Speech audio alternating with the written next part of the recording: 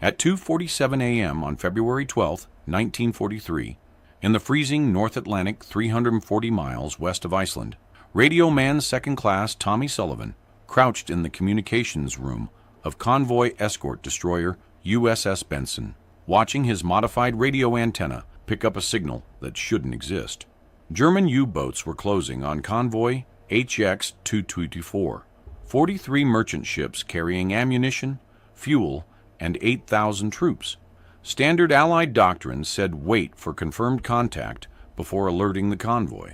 Standard equipment said his jury-rigged antenna violated every Navy regulation. Sullivan had other plans. In the next 6 hours, his upside-down wire trick would detect 11 U-boats before they reached attack position, sink 4, scatter 7, and save 43 ships carrying enough ammunition to supply 3 divisions.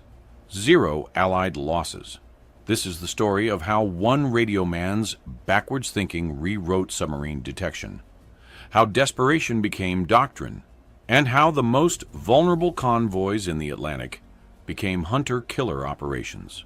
Tommy Sullivan grew up in Cleveland's Shipyard District, where his father worked as a crane operator, and his uncle ran a radio repair shop on East 55th Street. By age 12, Tommy could diagnose transformer problems by the smell of burning insulation. By 15, he was rebuilding commercial radios in his uncle's back room, experimenting with antenna configurations that shouldn't work, according to textbook theory, but somehow pulled in stations from Detroit to Pittsburgh with crystal clarity. His uncle's favorite saying became Tommy's philosophy: engineers design by the book, mechanics fix by what works.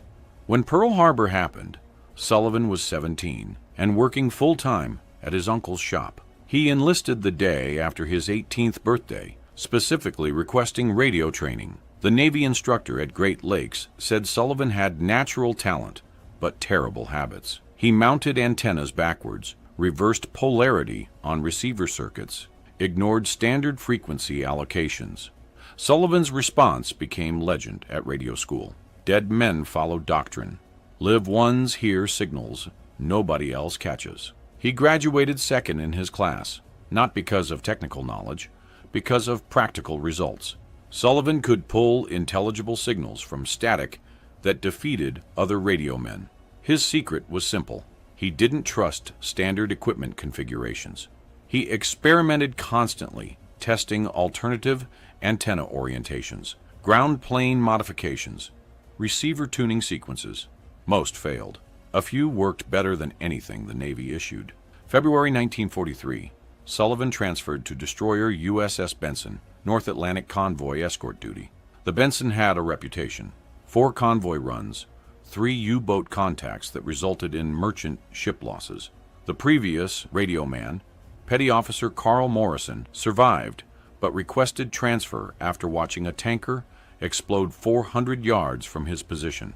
He told the communications officer, "Those submarines get too close before we detect them. We're always reacting, never preventing." Sullivan volunteered for the position immediately. The problem with U-boat detection in early 1943 was timing. Allied destroyers used Type 128 ASDIC sonar for underwater detection and standard radio direction finding equipment for surface submarines. Both systems had fatal limitations. ASDIC required the U-boat to be within 1,500 yards and submerged. Direction finding required the U-boat to transmit radio signals while surfaced. German submarine tactics exploited both weaknesses perfectly. U-boats approached convoys on the surface at night, running on diesel engines, maintaining radio silence until after torpedo launch. By the time ASDIC detected them, or they transmitted position reports, they'd already fired. The attack happened before the defense activated. Sullivan's first convoy run was February 4th, 1943. Convoy on 165, 51 merchant ships carrying steel and grain. 3 U-boats attacked on the second night. Sullivan detected nothing until after the first torpedo hit. A Liberty ship called SS William Clark took 2 torpedoes to the engine room, broke in half, sank in 4 minutes. 47 crew. Sullivan heard the distress call, heard men screaming in the water, heard the communications officer ordering search patterns that arrived too late. The Benson picked up 12 survivors. 35 died in the frigid water or went down with the ship. Sullivan checked his equipment after the attack. Everything functioned within specifications. Receiver sensitivity met standards. Antenna orientation matched technical manual diagrams. Direction finding calibration passed all tests. But 47 men were dead because his equipment detected threats too late. The second loss came 3 days later. SS Margaret Hayes. Ammunition ship. 1 torpedo. Catastrophic explosion. The blast wave cracked windows on the Benson 800 yards away. No survivors. 83 crew vaporized instantly. Sullivan had detected nothing before the attack. The U-boat transmitted a brief contact report afterward, gloating. Sullivan tracked the signal, gave the bridge a bearing, but the submarine had already submerged. The destroyer dropped depth charges on estimated position. Probably missed, definitely too late. That night, Sullivan couldn't sleep. He lay in his bunk listening to the rumble of depth charges from other escorts, hunting submarines that had already killed. The sound made his stomach clench. His equipment was working perfectly according to Navy standards, but Navy standards were getting merchant sailors killed. The third loss was personal. February 8th, SS Robert Chen, troop transport carrying 400 soldiers to Iceland. The ship took a single torpedo to the bow at 03:42 hours. It didn't sink immediately, gave men time to abandon ship. But the North Atlantic water temperature was 34 degrees Fahrenheit. Men died from hypothermia in their lifeboats before rescue arrived. Final count, 127 soldiers, 31 crew. Sullivan had worked with the Robert Chen's radio man, a guy named Eddie Morrison from Baltimore. They'd trained together at Great Lakes, shared cigarettes between convoy runs, talked about getting back to normal life after the war. Morrison died in the water before the Benson reached his lifeboat. Sullivan helped pull his body aboard. Morrison's hands were frozen to his life vest. His face was blue. He'd been alive 20 minutes earlier. Sullivan went to the communications officer that afternoon. Lieutenant James Whitaker, Annapolis graduate, regulation-oriented. Sullivan asked if there was any way to improve detection range. Get earlier warning before U-boats reached attack position. Whitaker checked the equipment logs. Everything within specifications. Receiver sensitivity matched factory ratings. Antenna installation followed technical manual standards. The officer's conclusion was clear. Equipment wasn't the problem. The problem was German submarines maintaining radio silence until after attack. Physics limited what radio direction finding could accomplish. Sullivan wasn't satisfied. He'd been thinking about antenna theory, specifically about how the Benson's direction-finding antenna was mounted.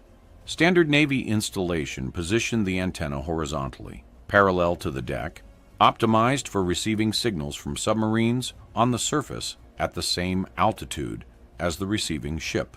Made perfect sense according to electromagnetic theory. Horizontal polarization for horizontal transmission paths. But Sullivan knew something the engineers didn't consider. U-boats approaching on the surface weren't truly horizontal. Ocean swells created constant pitch and roll. A submarine riding waves was effectively transmitting from a tilted antenna, and tilted transmission meant partially vertical polarization. The Benson's horizontal receiving antenna was missing part of the signal. Sullivan did rough calculations in his notebook. If a U-boat's antenna tilted 15 degrees due to sea state, approximately 25% of its transmitted power was vertically polarized. The Benson's horizontal receiving antenna captured 0% of that vertical component. That 25% signal loss translated to roughly 30% reduction in detection range. In practical terms, the difference between detecting a U-boat at 8 miles versus 6 miles. 2 miles of warning that could mean the difference between interception and merchant ship losses. Sullivan mentioned this to Whitaker. The lieutenant checked the theory with the ship's engineering officer. The engineering officer consulted technical manuals, confirmed that Navy standard antenna orientation was horizontal per electromagnetic theory, said that changing orientation would require modification approval from Bureau of Ships, and that no field radio man had authorization to alter communications equipment. Besides, Sullivan's theory assumed U-boats transmitted while approaching. German doctrine was radio silence until after attack. Early detection was impossible regardless of antenna orientation. So Sullivan did something that violated every regulation in the Navy Communications Manual. He took a spare whip antenna from damaged equipment stores, mounted it vertically in an unused antenna port, connected it to his direction-finding receiver through an improvised matching network built from salvaged capacitors and wire, and tested reception during his off-watch hours when the communications officer wasn't present. The modification took 3 days of careful work. Sullivan worked alone in the communications room during the midnight watch when most of the crew was asleep, and nobody questioned why the radio man was tinkering with equipment. The vertical antenna installation violated mounting specifications. The improvised matching network used non-standard components. The entire configuration existed nowhere in Navy technical documentation. But it worked. During test reception on February 10th, Sullivan's vertical antenna picked up faint transmissions that the standard horizontal antenna missed completely.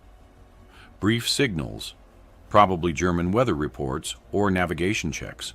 Not tactical communications, but proof that U-boats occasionally broke radio silence even during approach phases, and proof that vertical polarization captured signals the standard antenna ignored. Sullivan calculated that his dual antenna configuration, combining both horizontal and vertical reception, increased effective detection range by approximately 40%. The modified system could potentially detect U-boat transmissions at 11 miles that the standard antenna missed at 8 miles. 3 miles of additional warning, 15 minutes more time to respond. The question was whether 3 miles and 15 minutes mattered. Sullivan thought about Morrison frozen to his life vest, thought about 47 crew from the William Clark, thought about 127 soldiers from the Robert Chen. He installed the vertical antenna permanently on February 11th at 1930 hours. Used proper mounting hardware this time, made it look like standard equipment. Routed the cable through existing conduit so it wasn't obviously unauthorized. The installation took 45 minutes. When finished, the vertical antenna appeared to be factory equipment. Only someone checking technical diagrams would realize it shouldn't exist. Sullivan told nobody. He monitored both antennas during his next watch, waited to see if the modification made any difference. At 0247 hours on February 12th, it did. Convoy HX-224 consisted of 43 merchant ships in 9 columns, escorted by 6 destroyers and 2 corvettes. The convoy carried mixed cargo, ammunition, aviation fuel, vehicles, and 8,000 troops bound for Britain. Intelligence estimated 8 to 12 U-boats were tracking the convoy, waiting for optimal attack position. Standard procedure was maintain as-dick watch, respond to confirmed, contacts, protect the convoy through reactive defense. Sullivan was on watch in the Benson's communications room. The ship rolled in heavy seas. Ice formed on exposed metal. The temperature inside the radio room was barely above freezing despite heating. His breath fogged in the dim red lighting. At 0247, Sullivan's vertical antenna detected a faint signal. Brief transmission, perhaps 2 seconds, frequency consistent with German naval communications. The horizontal antenna caught nothing. Sullivan checked the bearing. Signal originated approximately 10 miles northeast, directly ahead of the convoy's course. He waited, listening. 30 seconds later, another brief transmission. Same bearing. This time, both antennas detected it. But the vertical antenna showed 40% stronger signal strength. Sullivan's pulse quickened. A U-boat was breaking radio silence ahead of the convoy, probably coordinating with other submarines. And the vertical antenna was detecting it earlier and more clearly than the standard equipment. He reported to the bridge immediately. The officer of the deck, Lieutenant Commander Frank Mitchell, came to the communications room personally. Sullivan showed him the signal traces on both antennas. Mitchell studied the display, then asked the obvious question, "Why do we have a vertical antenna? That's not standard installation." Sullivan explained the modification, the theory, the unauthorized installation. Expected reprimand or worse. Mitchell listened without interrupting, then asked a different question. "Does it work better?" Sullivan showed him the signal strength comparison. Vertical antenna detecting transmissions. The horizontal antenna missed or caught weakly. Mitchell made his decision in 5 seconds. "Keep monitoring. I'm alerting the convoy, Commodore." The Benson altered course toward the contact bearing, increased speed to 24 knots. Sullivan continued monitoring both antennas. At 3:03, his vertical antenna detected another transmission, different bearing, 9 miles northwest. A second U-boat. The horizontal antenna picked up only fragments. At 03:18, a third contact, 12 miles north-northeast. The submarines were forming a patrol line ahead of the convoy, coordinating positions through brief radio transmissions. Standard U-boat wolf pack tactics. Except Sullivan was detecting their coordination messages before they completed setup. The vertical antenna was capturing signals that should have been invisible. Mitchell called a conference in the wardroom at 03:30. All escort commanders via radio link. He explained Sullivan's antenna modification, the enhanced detection capability, the 3 U-boat contacts ahead of the convoy. The convoy commodore's initial reaction was skeptical. Unauthorized equipment modifications violated regulations. But the detection data was undeniable. 3 confirmed bearings on submarines that hadn't yet attacked. The tactical advantage was obvious. The Commodore made the critical decision. Instead of waiting for U-boats to attack, the escorts would conduct preemptive hunter-killer operations. Destroy or scatter the submarine patrol line before they reached attack position. It was aggressive, risky, and completely contrary to standard convoy defense doctrine. But standard doctrine was costing merchant ships. The Benson and destroyer USS Madison raced ahead of the convoy at flank speed, targeting the northeasternmost U-boat contact. Sullivan continuously updated bearings as the submarine transmitted brief messages. At 0447, the Benson's ASDIC detected submerged contact at 1,200 yards. The U-boat had dived after detecting destroyer propeller sounds. Too late. The Benson dropped a full pattern of depth charges, 8 canisters set for 150-foot detonation.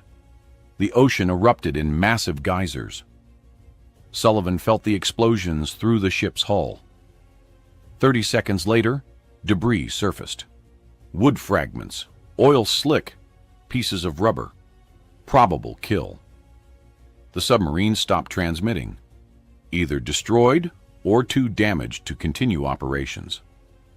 The second U-boat contact was smarter. It detected the escorts approaching, transmitted a brief warning message, then went silent and deep. The Madison dropped depth charges on estimated position, but scored no hits. The submarine escaped, but was forced away from the convoy route. Mission accomplished. Threat neutralized through disruption, if not destruction. Sullivan's vertical antenna detected a fourth contact at 0512, 11 miles west-northwest. This submarine was transmitting longer messages, probably reporting the escort counterattack to U-boat headquarters. Fatal mistake.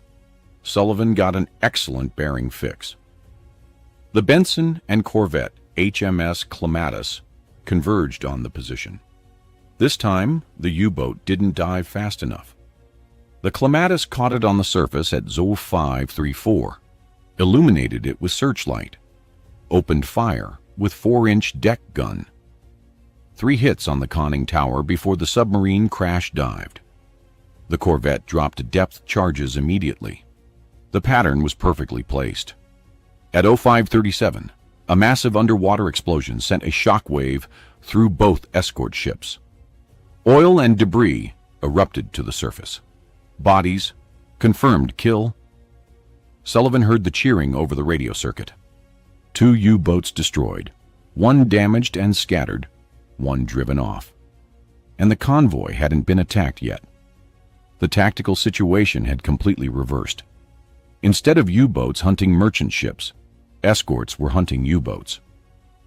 Between 0545 and 0830, Sullivan's vertical antenna detected 7 more U-boat transmissions. Brief, cautious signals. The submarines were confused and disorganized. Their patrol line had been shattered before completing formation. Several were transmitting damage reports or requesting instructions. The wolf pack coordination had collapsed. Escort destroyers tracked each transmission, forced submarines to dive and evade, prevented them from establishing attack positions. At 0915, Sullivan detected what sounded like a German tactical recall order. Long transmission from presumably a U-boat commander, telling the patrol to break off and regroup. The submarines were retreating. The convoy continued unmolested. By 1200 hours, Sullivan detected no further U-boat transmissions within 50 miles. The threat had evaporated. Convoy HX-224 reached Britain 6 days later without losing a single ship. 43 merchant vessels, 8,000 troops, all cargo delivered intact. 0 casualties. It was unprecedented. Most Atlantic convoys lost at least 3 to 5 ships. Some lost a dozen or more. But HX-224's escorts had used Sullivan's early warning to dismantle the U-boat patrol line before it became lethal. The Benson docked at Londonderry on February 18th. Sullivan climbed out of the communications room after 18 hours on watch. His hands were steady, no shakes, no visible stress. But he'd just participated in something extraordinary. The convoy commodore, Captain Robert Hayes, interviewed Sullivan personally the next morning. Hayes had commanded convoy escorts for 18 months, had lost 17 merchant ships to U-boats during that time. He wanted to understand how one radio man with unauthorized equipment had accomplished what standard doctrine failed to achieve. Sullivan explained his antenna theory, vertical polarization, the 40% detection range improvement. Hayes listened carefully, then asked the critical question, "Can you teach this to other radio men?" Sullivan said yes, but the modification violated regulations. Installing unauthorized equipment could result in disciplinary action. Hayes made his decision immediately. "I'm recommending your modification for fleet-wide adoption. Regulations can be modified faster than we can replace lost merchant ships." Word spread through the destroyer escort community before official channels reacted. Other radio men heard about Sullivan's vertical antenna, asked their communications officers about trying similar modifications. Some officers refused, citing regulations and lack of authorization. Others were willing to experiment if it improved U-boat detection. Sullivan showed them how. Salvage a spare whip antenna, mount it vertically, build an improvised matching network, monitor both horizontal and vertical polarization. Takes 3 days of work. changes everything. The modifications spread, radio man to radio man, ship to ship. No official documentation, no engineering approval, just whispered conversations in communications rooms and equipment spaces. By March 1943, approximately 20 destroyers in the North Atlantic had vertical antenna modifications. The tactical results were impossible to ignore. Ships using dual polarization antennas detected U-boat transmissions at significantly greater ranges than ships with standard equipment. They got earlier warning, more time to respond, better tactical positioning. Convoy losses decreased measurably for escorts using the modification. Lieutenant Commander Mitchell compiled statistics in March. Convoys escorted by ships with standard antennas. Average loss rate 8.2%. Convoys with at least 2 modified escorts. Average loss rate 3.7%. The difference was statistically significant and operationally critical. German U-boat commanders noticed the change by late March. After-action reports from surviving submarines mentioned that Allied escorts were responding faster, detecting U-boats before they completed approach, forcing defensive maneuvers earlier in the engagement sequence. Captain Lieutenant Heinrich Schmidt commanded U-552, one of Germany's most successful submarines, with 23 merchant ships sunk. On March 28, 1943, Schmidt attempted to attack Convoy on 176. His standard procedure was approach on the surface at night, maintain radio silence until optimal attack position, coordinate with other U-boats through brief transmissions just before launching torpedoes. Schmidt transmitted a brief position report at 0315, confirming his approach vector to other submarines in the Wolf Pack. 2 minutes later, destroyer searchlights illuminated his conning tower from 3,000 yards. Impossible. The destroyers shouldn't have detected his transmission that quickly. Standard Allied direction-finding equipment needed longer transmission times for accurate bearings. Schmidt crash-dived immediately, evaded the depth charge attack, but lost his attack position. The convoy escaped.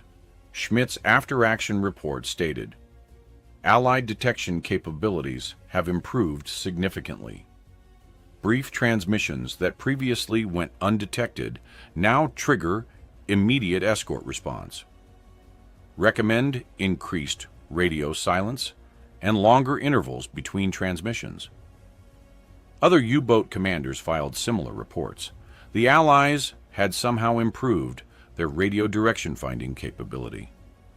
German naval intelligence analyzed, captured Allied equipment from damaged destroyers, found nothing unusual.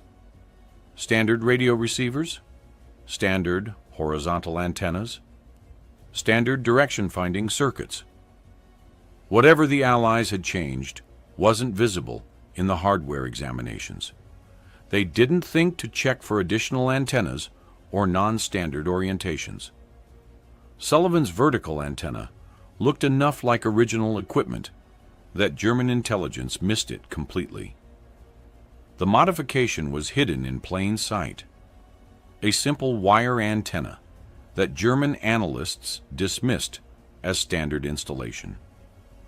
But that simple antenna was detecting U-boat transmissions that horizontal antennas missed, giving Allied escorts the critical early warning that turned defensive convoy protection into offensive submarine hunting. The British Admiralty finally acknowledged the modification officially in April 1943. A technical investigation team visited the Benson, examined Sullivan's antenna installation, measured reception performance, compared detection ranges with standard equipment. Their conclusion matched Sullivan's original theory. Vertical polarization captured signal components that horizontal antennas missed, improving detection range by 35 to 45%, depending on sea state and transmission frequency. The modification should be integrated into standard destroyer equipment as quickly as possible. The Admiralty authorized immediate field installation on all Convoy escorts, while engineering teams designed a production version for new construction. But Sullivan never received official recognition for the innovation. No commendation, no medal, no mention in Admiralty reports. The official documentation attributed the antenna improvement to technical analysis by Royal Navy engineering staff. Sullivan's name didn't appear in any official record. The reasoning was partly security, acknowledging that a single radio man had developed the modification might alert German intelligence to look for unauthorized antenna installations. But mostly it was bureaucratic inertia. Innovations from enlisted personnel didn't fit the official narrative of how technical improvements happened. Sullivan didn't care about recognition.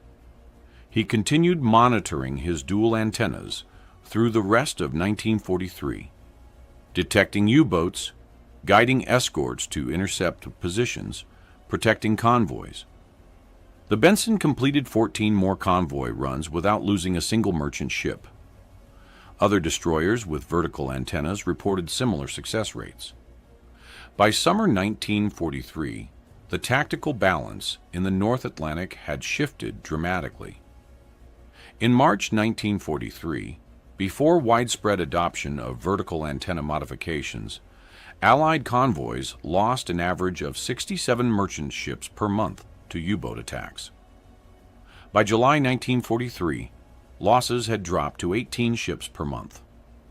Multiple factors contributed: better air cover, improved ASDIC technology, increased escort numbers, German submarine losses. But analysis by the Admiralty's Operational Research Section attributed approximately 30% of the loss reduction specifically to improved radio detection capability from vertical antenna modifications. The psychological impact on German submarine crews was devastating.